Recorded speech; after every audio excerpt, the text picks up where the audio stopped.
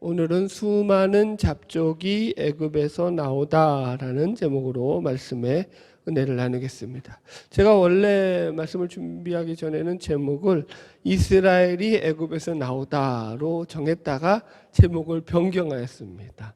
왜냐하면 이 제목이 지금 더 성경적이다라고 제가 생각했기 때문입니다. 이제 말씀을 읽으면서 왜 이렇게 제목을 정했는지 오늘 말씀을 들어가 보도록 하겠습니다. 자, 출애굽기 12장 37절 먼저 읽어보겠습니다. 다 같이 읽겠습니다. 시작. 이스라엘 자손이 라암셋을 떠나서 숫곳에 이르니 유아 외에 보행하는 장정이 60만 가량이라. 예. 그래서 지금 출애굽한 그 인원이 60만 명이라는 어마어마한 인원이었다. 여기서 보니까 유아 외에 보행하는 장정만 60만이에요. 그래서 유아라는 말을 번역한 이 히브리어 타프라는 말을 보니까 그 뜻이 뭐냐면은 종종 걸음을 걸어간다 이런 말이 있어요. 그래서 이게 이제 아이라는 뜻과 더불어서 넓게는 가족이라는 말로도 그렇게 쓰이고 있더라고요. 그래서 공동 번역에서 보니까 이 단어를 어떻게 해석했냐면 그 집에 딸린 식구들로서 여자들과 아이들이라고 번역을 해요. 그러면 이제 이해가죠. 그러니까 그 집에 딸린 식구들로서 여자들과 아이들을 제외한 장정만 60만 명이었다고요. 그러니까 그 아이들하고 여자들까지 치면 대략 200만 명이다라는 그 인원수가 나오는 거예요. 자, 38절 계속 읽겠습니다. 시작. 수많은 잡족과 양과 소와 심이 많은 가축이 그들과 함께 하였으며, 여기서 이제 우리가 눈여겨보아야 할 단어가 나오죠. 우리는 애굽을 나온 그 무리가 이스라엘 백성들만이다라고 그렇게 어떻게 상식적으로 그렇게 생각을 하잖아요. 그런데 성경은 그렇게 기록하고 있지 않다고요. 여기서 성경에 보니까 뭐라고 말하고 있어요? 수많은 잡족들이 그들과 함께 하였다고요. 그죠? 잡족이 함께 나왔다고요. 잡족. 잡족이, 그래서 제가 뭔가 해서 그 단어를 원어로 찾아보니까 에렙랩이라는 말을 써요. 에렙랩. 그 뜻이 뭐냐면은 이 에렙은 혼합된 믹스 이거예요. 그래서 혼합된 무리. 그래서 랩은 무리 이런 뜻이거든요. 그래서 혼합된 무리, 군중 이런 어떤 뜻을 가지고 있습니다. 그러니까 이게 원어적으로 풀이하자면은 그냥 하나 두 개를 섞은 게 아니에요. 여기에 섞은 것들이 되게 많은 거죠. 그래서 막 혼합되어 있는 그런 무리들을 가리키는 말이에요. 어떤 무리들이 혼합되어 있었을까? 대충 우리가 추측이 가능하거든요. 첫 번째로는 야곱의 시절부터 야곱의 집 안에서 같이 생활했던 그런 야곱의 아들과 같이 생활했던 그런 그 몸종들이라든가 그런 무리들이 있었을 거예요. 그죠? 그래서 이제 이 야곱의 식솔들과 거기에 딸린 그런 무리들이 첫 번째죠. 안 쓸게요. 너무 많아서. 두 번째는 어떤 무리들이 있냐면은 이게 이제 400년이라는 세월을 애굽에서 살면서 어떤 일이 발생할까요? 애굽에서 살다 보니까 거기 속에서 결혼이 그냥 자기들끼리만 이루어지는 게 아니라 애굽인들과도 이루어지고 서로 왕래하면서 타국인들과 결혼을 하게 되면서 이스라엘과 가족 관계로 맺혀진 외국인들이 있었을 거란 말이에요. 그죠? 그 다음에 세 번째는 어떤 무리냐면은 여호와 신앙으로 개종한 이방인들, 하나님을 믿게 된 이방인들 가운데 하나님을 믿고 할례를 받은 인들이 있었다라는 거예요. 그리고 마지막 네 번째는 애굽의 폭정으로부터 벗어나기를 원했던 그런 애굽에 있던 노예 부족들 가운데 일부가 같이 동참했을 거라고요. 이 출애굽을 할 때. 그죠? 그러니까 지금 이스라엘 민족 말고도 제가 지금 뽑은 무리들이 4그룹이 나왔어요. 다른 무리들이. 이것만 있겠어요? 사실은 더 많을 수도 있죠. 추측해 보건데. 그러니까 상당히 많은 잡족의 무리들이 섞여서 지금 애굽에서 이스라엘 백성들이 나올 때 함께 그들과 출애굽을 했다라는 것입니다. 여러분 잘 생각해 보십시오. 이게 뭘 의미하는가 하면은 우리가 생각하듯이 이 이스라엘 백성들, 출애굽한 이스라엘 백성들로만 하나님께서 이게 뭐예요? 이 출애굽의 구원을 이루셨다라고 지금 성경이 이야기하고 있지 않다라는 거예요. 비록 이방인이었지만 이스라엘 공동체로 들어오기를 희망한 자들은 누구나 다 이스라엘 이 구원 공동체로 들어와서 출애굽의 역사에 함께 동참할 수 있었다라는 기록이 된다고요. 이해하셨죠? 그래서 이스라엘 공동체라는 것이 물론 이게 그 밑에는 민족 공동체가 근간을 이루죠. 90%가 다 이스라엘 민족이니까. 그죠? 그럼에도 불구하고 그 안에서 여호와 신앙을 갖고자 하는 이들은 그들이 이스라엘 백성이 아니었음에도 불구하고 얼마든지 이 이스라엘 공동체 안으로 들어올 수 있었다 없었다? 들어올 수 있었다라고 성경이 지금 기록하고 있다고요. 그래서 이거 갖다가 개방형 공동체, 개방적인 공동체라고 말해요. 그러니까 이스라엘이 개방적인 공동체였다라는 거예요. 이게 왜 중요하냐면은 이 이스라엘의 공동체는 신약에 와서는 교회를 예표하는 중요한 예표가 되기 때문인 거예요. 그죠? 그래서 신약의 교회도 마찬가지죠. 신약의 교회를 갖다가 이건 이제 개방적인 공동체를 신약의 교회를 이건 개방적인 공동체라고 표현하지 않고 보편적인 교회라고 표현해요. 교회를 보편적인 교회 또는 보편적인 그리스도인이란 말을 써요. 이게 이제 중요한 용어예요. 오늘은 이제 이게 사실은 중요한 포인트가 될 거예요. 이 보편적이라는 말이 카톨릭이라는 말이거든요. 그러다 보니까 이게 이제 카톨릭, 천주교와 가리키는 말과 혼용되기 때문에 개신교에서는 그렇게 자주 사용을 안 해요. 그럼에도 불구하고 신학적으로는 이게 아주 중요한 용어예요. 보편적 교회라는 게 무슨 말이냐면은 웨스트민스터 신앙 고백에 가서 보면은 가장 바람직한 교회의 모습 그 첫 번째로서 등장하는 게 바로 이 보편적인 교회입니다. 그래서 이것이 개신교 신학의 아주 중요한 근간을 이루어요. 보편적 교회라는 게 무슨 말이냐면은 예수 그리스도의 은혜로 택함 받은 모든 사람들로 구성된 교회다라는 거예요. 그러니까 교회가 예수 그리스도의 은혜로 말미암아 택함 받은 모든 사람들, 이 모든 사람들에는 제한이 있어요, 없어요? 제한이 없다라는 거예요. 그들의 민족이나 문화라든가 어떤 종교적 전통이라든가 계급이라든가 성이라든가 연령 모든 사회적인 그런 경계를 넘어서서 그가 예수 그리스도로 말미암아 구원받은 자라면 누구나 그 안에 들어올 수 있도록 교회 문을 열어놨다고요. 그래서 보편적인 교회다라고 교회를 이야기합니다. 초대교회가 이 모습을 가장 잘 보여주고 있죠. 초대교회, 그래서 우리 그리스도인들도 다 두 번째 용어가 참 보편적인 교회이면서 보편적인 그리스도인이에요. 우리 교인들, 교인이라는 거 마찬가지, 우리 신자라는 것이 자체가. 예를 들어서 이제 초대교회의 예를 들어보면은, 제가 사도행전에서 초대 예루살렘 교회에서 7 집사를 세울 때 이 7 집사를 다 누구로 세웠다고 했어요? 헬라파 유대인들.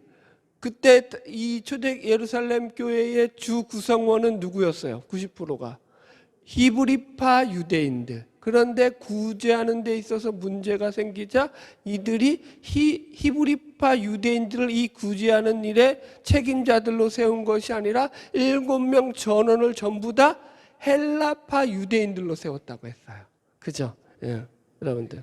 이게 무슨 얘기예요? 어쨌든 그 헬라파 유대인들은 이 초대 예루살렘 교회 공동체 내에서도 아웃사이더에 해당하는 그런 부류인데도 불구하고 그들에게 모든 책임을 관리하는 총관리자들로 세웠다라는 것이야말로 그들이 얼마나 개방적이고 보편적인 공동체였느냐라는 것을 입증한다고요. 자, 이런 모습은 예루살렘 교회만이 아니라 안디옥 교회에서도 똑같이 나타나거든요. 한번 찾아봅시다. 사도행전 13장 가보세요. 오늘 본문 접어놓고 사도행전 13장 신약성경 사도행전 13장에 보면 이 안디옥 교회의 초창기 지도자들이 누구였는지를 기록한 내용이 나와요. 사도행전 13장 1절 같이 읽겠습니다. 시작. 안디옥 교회에 선지자들과 교사들이 있으니 곧 바나바와 니게르라 하는 시므온과 구레네 사람 루기오와 분봉왕 헤롯의 젖동생 마나엔과 및 사울이라 이렇게 나오죠. 자 보세요. 첫 번째가 누구라고요? 바나바. 하나하나 합시다. 이 바나바는 누구냐면은 이 당시 안디옥 교회의 담임 목사격인 인물이에요.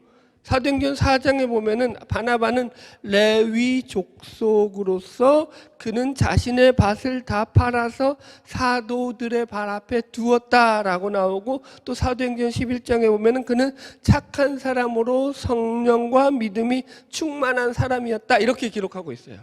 그러니까 초대 예루살렘 교회에서도 열심으로 신앙생활을 하던 그런 이 바나바가 지금 이 사도행전 13장에 와서 이 안디옥 교회가 세워지고 나서 초대 예루살렘 교회에서 안디옥 교회의 선교사를 파송하게 된 거예요.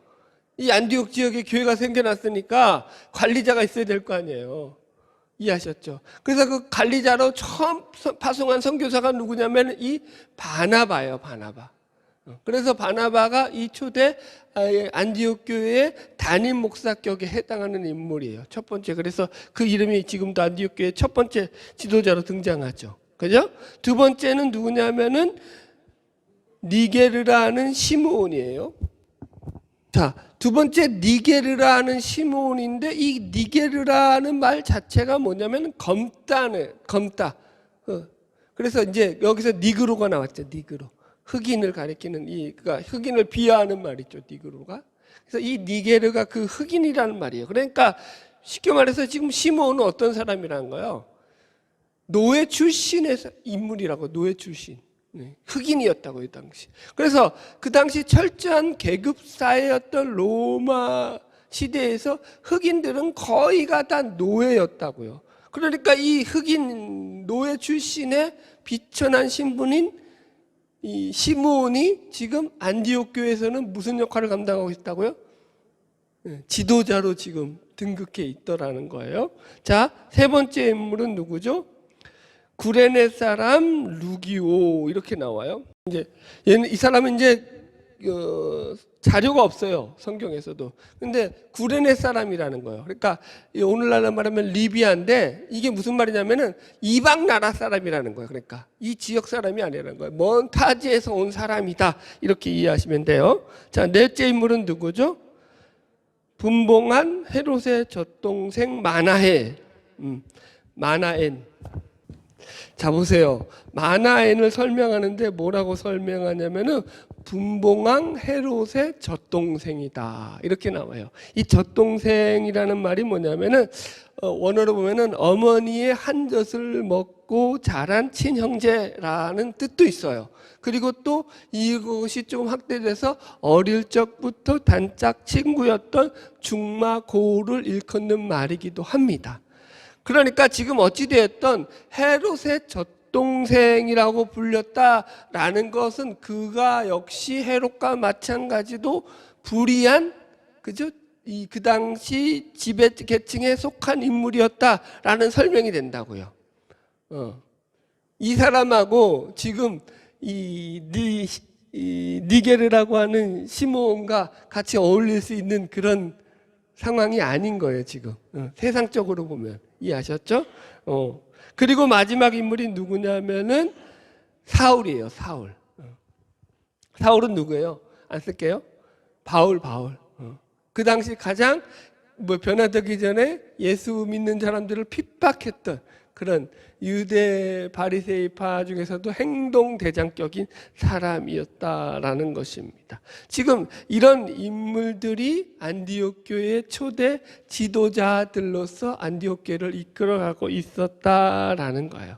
자, 우리가 면면을 살펴봤지만 이들이 세상적인 관점으로 보자면은 한데 어울릴 수 있는 조합이 돼요, 안 돼요? 조합이 안 되죠. 전혀 지금 조합이 안 되는데 지금 이들을 한 팀으로 묶어서 안디옥 교회를 이끌어가는 지도자들로 지금 세워졌더라는 것입니다. 이게 참 그러니까 재밌는 거예요. 이게 교회가 가진 특별한 힘이라니까요.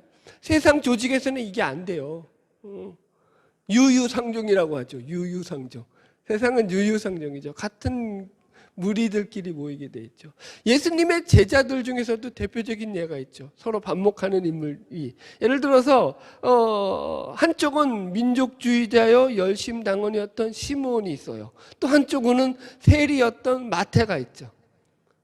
열심당원이었던 시몬에게 세리는 어떤 존재예요? 매국노죠, 매국노. 저 인간은 죽어도 싸다라고 생각하는 그런 인물이에요.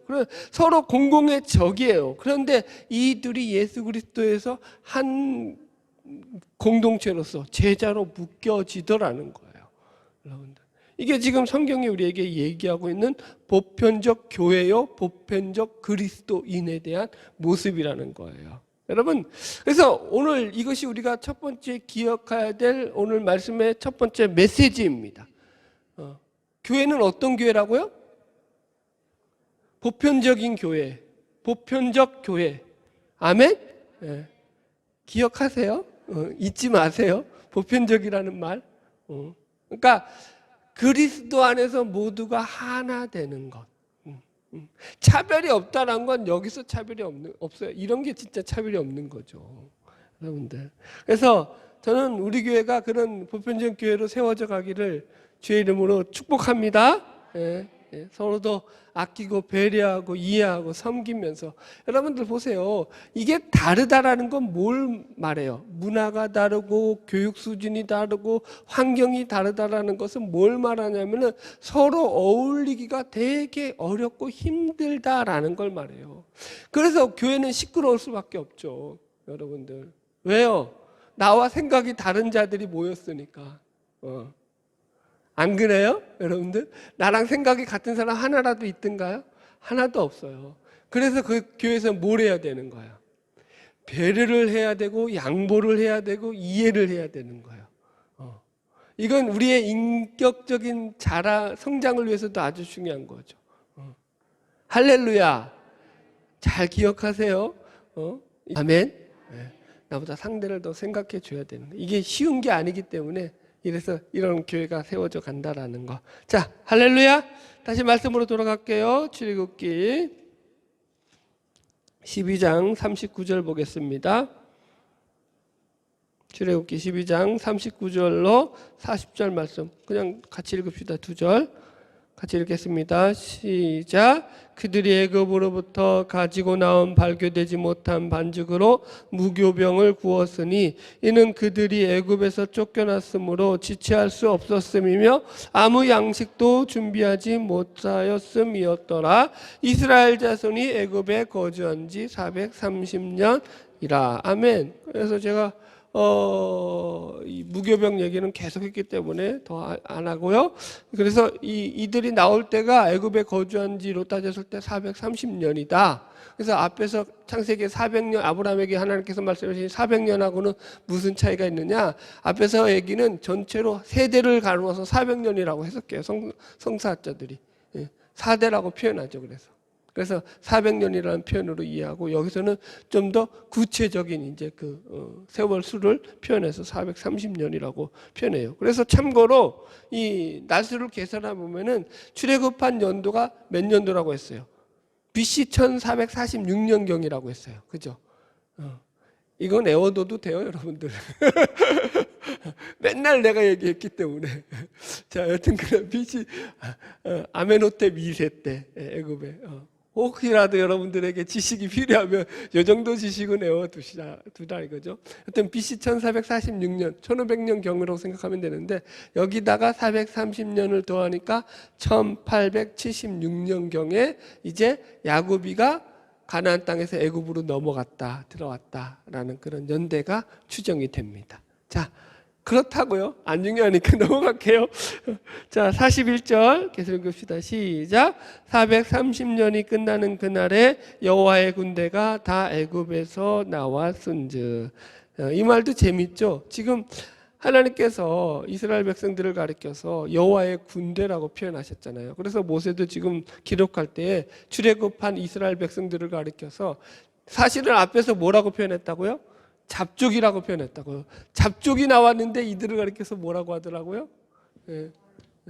하나님의 군대라고 표현하더라는 거예요. 참 이게 아이러니하죠. 그래, 안 그래요? 여러분들?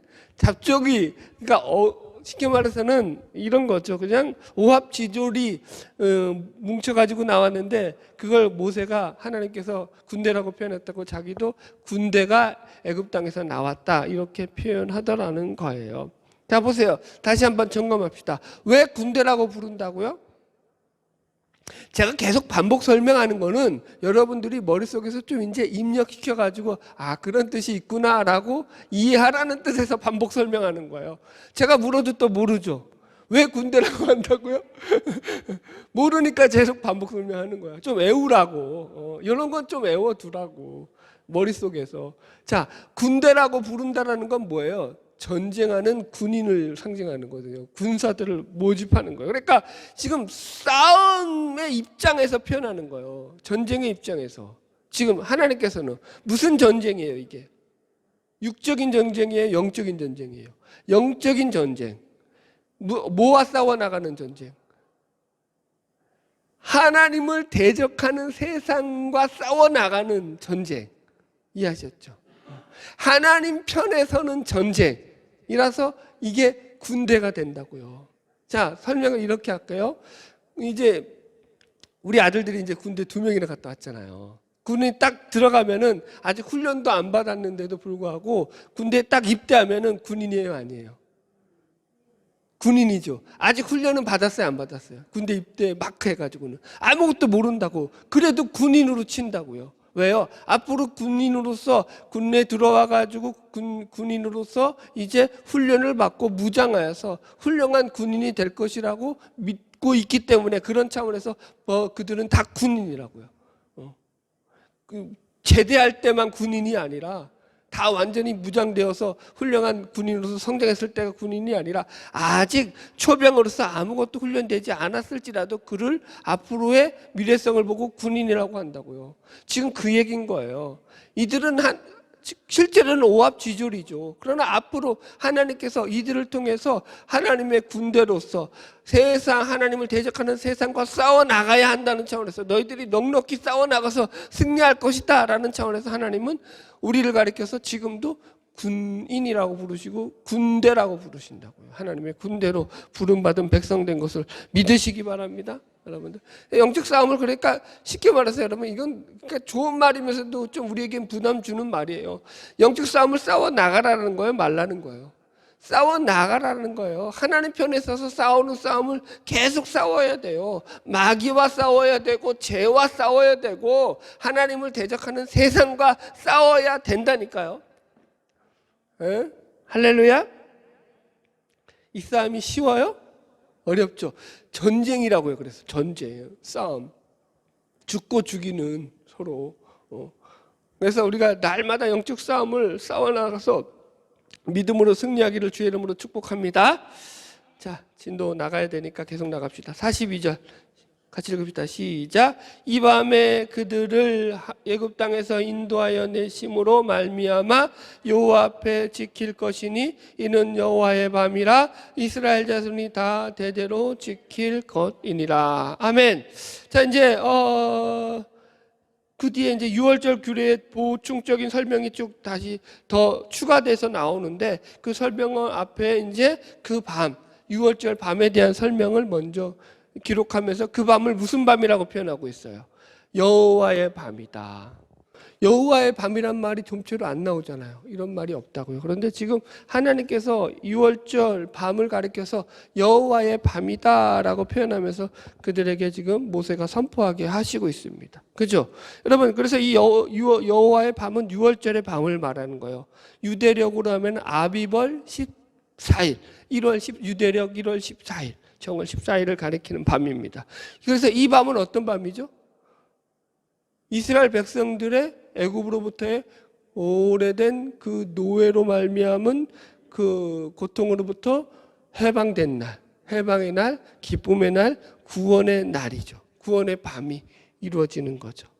그런데 여러분들 보세요. 여호와의 밤이라고 해가지고 그래서 되게 근사하잖아요. 우리가 볼 때는. 그죠?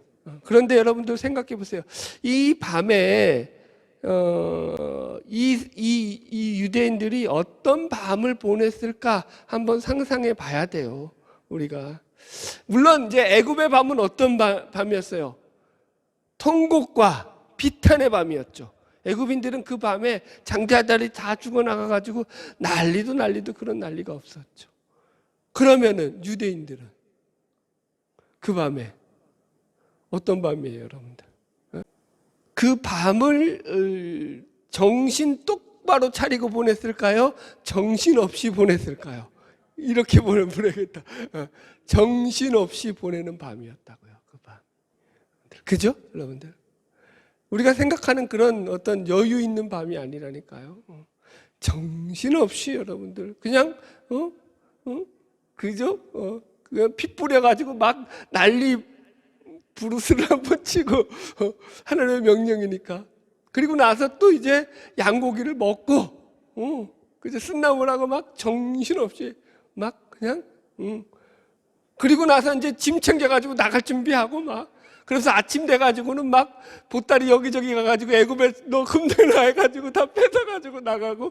여러분 상상이 돼요? 이게 하룻밤 사이에 아침까지 막 정신없어가지고 그 아침에 나갔단 말이에요. 여러분 지금 이게 성경에서 주어지는 우리에게 유월절의 밤이라고요. 여러분 이게 우리가 이 유월절의 밤은 마치 이 예수님의 그 십자가에 달리기 전날 밤, 그죠? 최후의 제자들과 식사를 하던 최후의 만찬을 하던 그 밤과도 아주 유사하게 비교가 됩니다. 그죠? 성경에 보면은 예수님께서 십자가에 달려 죽기 전날 그 밤에 제자들과 함께 마지막 만찬을 나눌 때에 제자들이 정신이 똑바로 차리고 예수님의 죽음에 대해서 기억하고 기념하면서 애통해하던가요? 아니면은 정신이 없어가지고 막 그냥 어떻게 할 바를 몰라서 정신없이 막 예수님한테 이상한 질문을 하던가요? 정신없이 보내더라고요.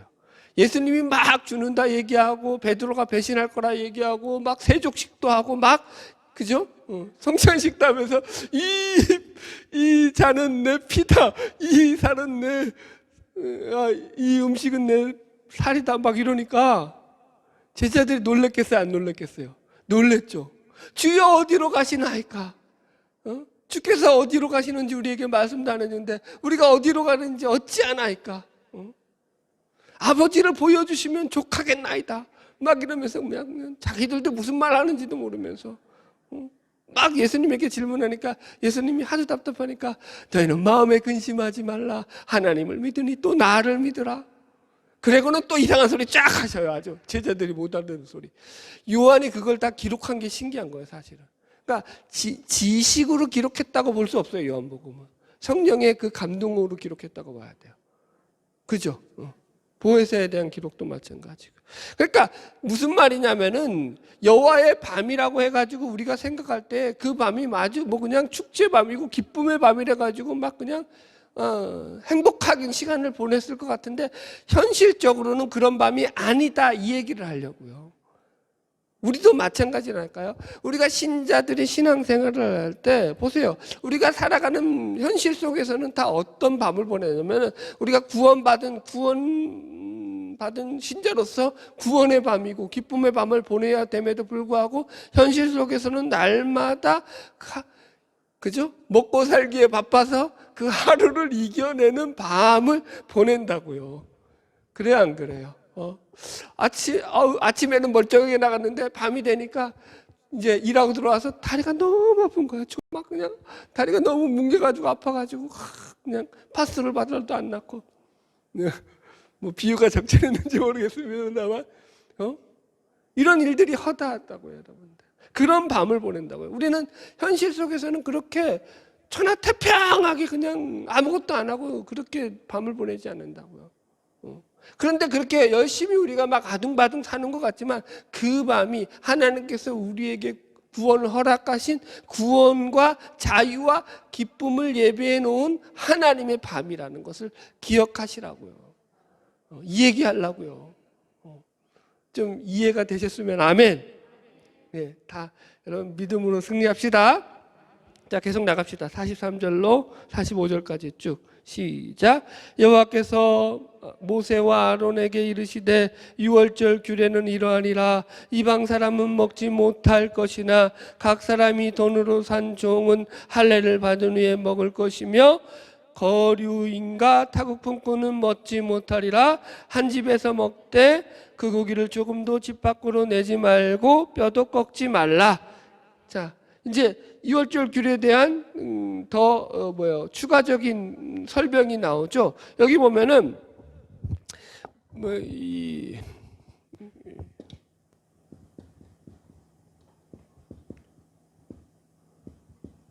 유월절 식사에 대한 법인데 두 부류가 있어요. 먹는 자들과 먹지 못하는 자들과. 먹지 못하는 자들. 자, 먹는 자들은 당연히 이스라엘 백성이죠. 그 다음에 여기 또 누가 나와요? 두 번째로 이방 사람들은 먹지 못하죠. 이방인. 그죠? 맞죠? 예, 이방 사람은 먹지. 이방인이라는 건 뭘 의미해요? 그러니까 이스라엘 백성들이 아닌 사람들이에요, 일단은. 그죠? 그 다음에 또 각 사람이 돈으로 산 종은 할례를 받은 후에 먹을 것이다. 그러니까 이스라엘의 종들이죠. 할례 받은 종이에요, 조건이. 그런데 그죠? 할례를 받고 먹는 거예요. 할례 안 받아서 못 먹어요. 자, 그 다음에 45절 시작. 거류민과 타국 품꾼. 거류민, 타국 품꾼. 그죠? 이 거류민도 마찬가지예요. 쉽게 말해서 나그네 손님을 말하는 거예요. 그죠? 오래 머물러 있는 자들이 아니라고요. 그죠? 이방인이라고 다 통칭할 수 있지만 그 안에서도 그러니까 거류민들, 그러니까 잠깐 머물러 갔던 손님 같은 경우라든가 타국 품꾼들 같은 종이라도 그죠? 할례 받지 못한 자들은 아예 먹지 못한다. 그런 얘기예요, 지금 여러분들. 그러니까 이게 이제 우리식으로 말하자면은 오늘날 교회에서도 우리가 성찬식을 행할 때 성찬식의 기준을 세례에 놓고 하잖아요. 세례. 이해하셨죠? 그 기준이 있다고요, 기준. 지금 그 얘기하는 거예요. 그런데 그 기준이 뭐예요, 전부 다? 할례죠, 할례. 자, 이거 마저 읽고 그 뒤 거 해석합시다. 46절 조금 이따 해석하고 47절 8절 같이 읽읍시다. 시작.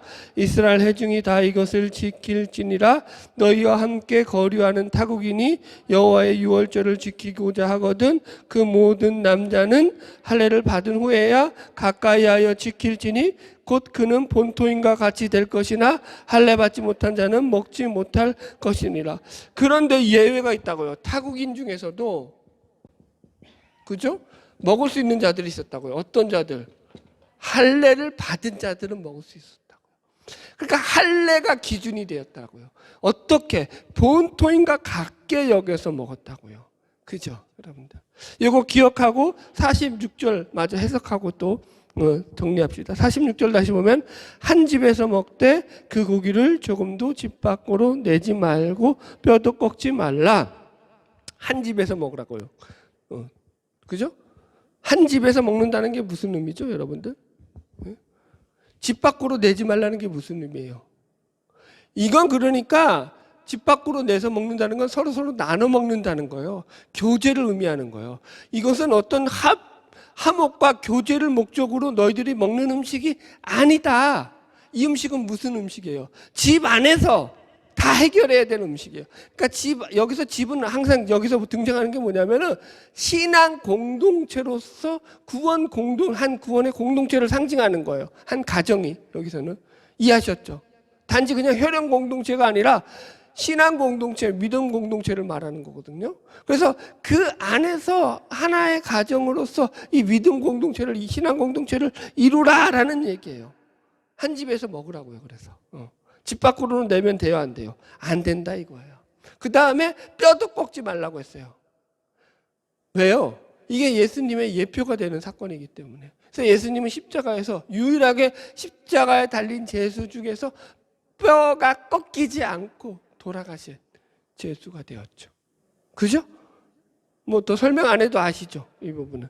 자, 그래서 지금 여기까지 말씀을 좀 우리가 정리하자면은 49절 같이 읽읍시다. 49절로 51절 같이 읽고 정리합시다. 시작.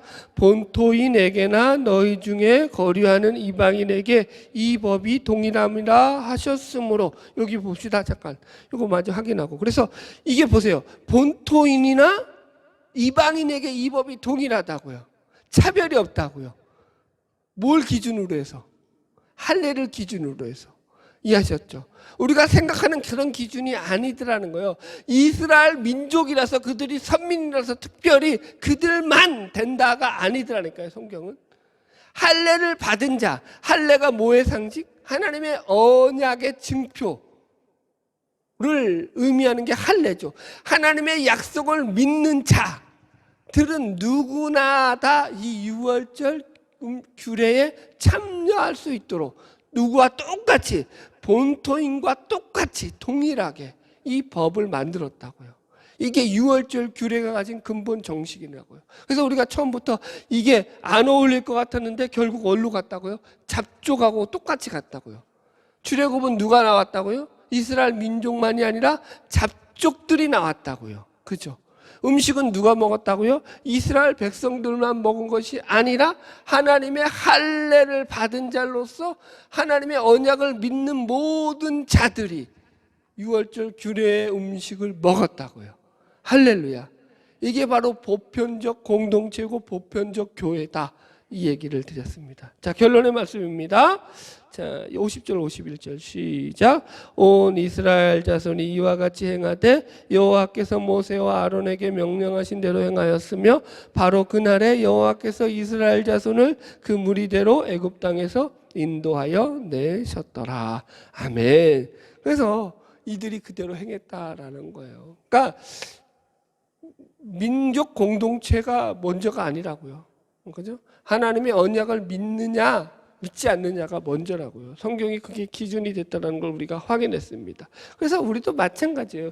교회는 신분이나 출생이나 인종이나 사회적 어떤 지위 고하를 막론하고 예수 그리스도 안에서 은혜로 말미암아 구원받은 모든 자들이 교회에서 한 구성원으로서 한 지체가 되어서 섬기는 공동체가 되어야 한다는 거죠. 여러분들 이거 꼭 기억하셔야 돼요. 그래서 우리가 아름다운 하나님의 교회를 만들어 갈 때 이런 지체 의식이 중요한 거고, 서로 우리가 하나 되어서 우리가 이 하나님의 교회를 세워 가야 된다고요. 이게 진짜 어렵다니까요, 여러분들.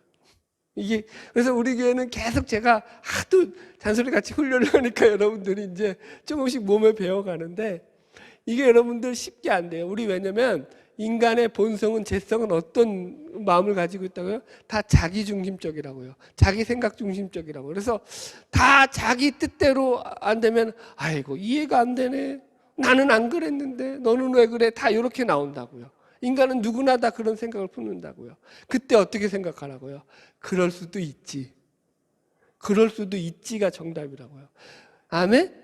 그래서 사도 바울도 뭐라고 말했다고요? 성령으로 하나 되게 하신 것을 힘써 지켜라. 지키는데 어떻게 지키라고요? 하나 되게 함을 힘써 지켜라 라고 얘기하고 있다고요. 할렐루야. 바라기는 우리가 주님 안에서 아름다운 믿음의 공동체를 세워나가는 저와 여러분 되기를 주의 이름으로 축복합니다. 기도하겠습니다.